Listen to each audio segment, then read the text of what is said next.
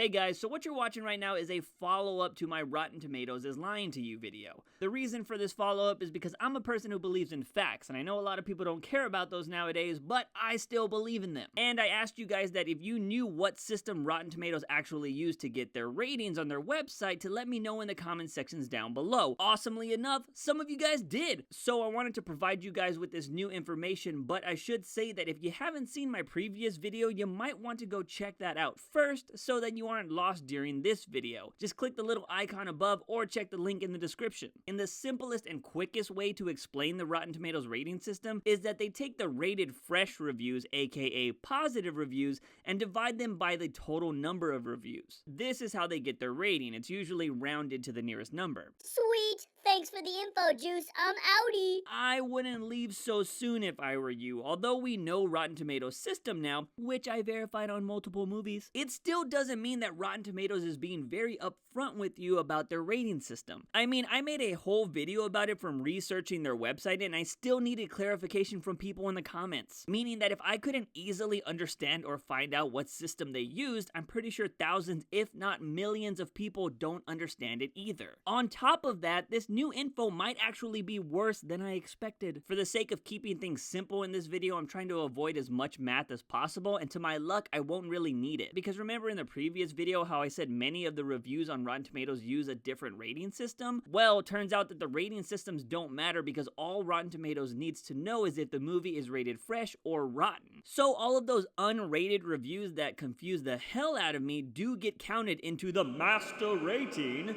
because if the review is positive, it's considered fresh, and if it's bad, you guessed it, it's considered rotten. And this is where the problem lies. With this system of fresh versus rotten reviews, it's ridiculously misleading. Here's an example. If 300 people review Marvel's Avengers Infinity War and they think that the movie is 3 out of 5 stars, which equals to 60%, or an okay movie, it would still get a 100% rating on Rotten Tomatoes. Let that sink in a bit. If 300 people rated a movie as average, it would come out looking like a must-see movie at 100%. Now let's say those 300 people voted a different way. 200 of them give the movie 5 out of 5 stars, but the other 100 give it 1 out of 5 stars. You would get a 66% on Rotten Tomatoes even though 200 people believe it was a 5 out of 5 star movie. But if you used a basic averaging system here, the movie would get a 73%. Only slightly better, but at least every review feels like it has some weight because their rating is being averaged properly. Do you now see how crazy their rating system is? Like I said in the other video, movies like Batman v Superman or Justice League come off as movies that should be thrown down a well and never heard from again. And I'm pretty sure some people would agree with that. But if you simply averaged out the movies like I did, they come off as okay movies instead of god-awful. I was going to use this new information to double check all of my averages that I came up with in the last video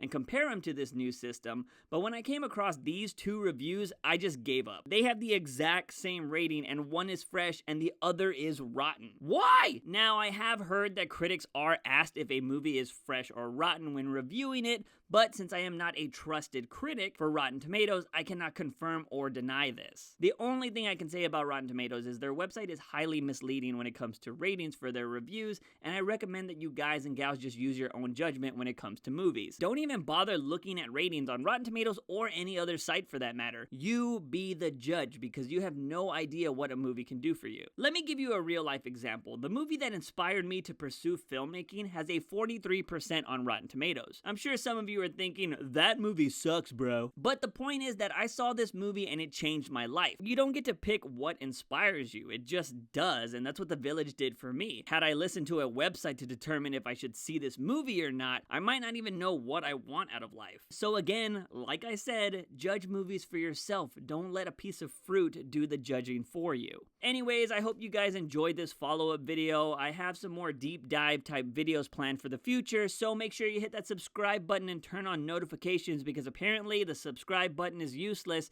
without notifications, according to YouTube. As always, guys and gals, I am your host, JUICEbox. Remember, when you wake up in the morning, ask yourself something. Have I had my daily dose of juice? See you guys next time.